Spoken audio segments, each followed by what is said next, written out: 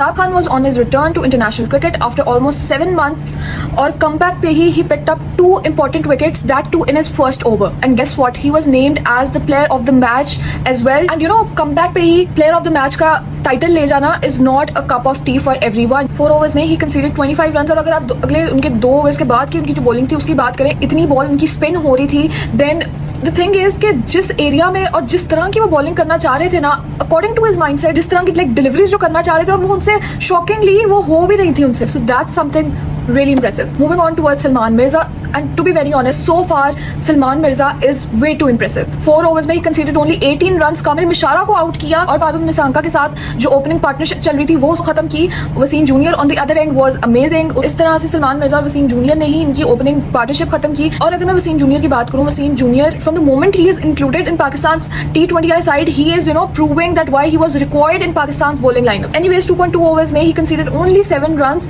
और पादुम निसांका को भी आउट किया, 2 विकेट्स ली and he was way more economical. फिर अब राज अहमद की बात करें, ही टू वाज ब्रिलियंट. जन्नत लियाने की विकेट ली और जन्नत लियाने की जिस टाइम पे विकेट ली 40 रन उसने किए हुए थे और he was looking so good और इतना सेट खड़ा हुआ था ना वो, उस टाइम पे वो विकेट लेना, इट वाज इमेंसली पिवटल. अगर मोहम्मद नवाज की अगर मैं बात करूँ ना तो honestly it wasn't his day today. So unnecessarily उसको क्रिटिसाइज करने की कोई जरूरत नहीं है. It wasn't his day.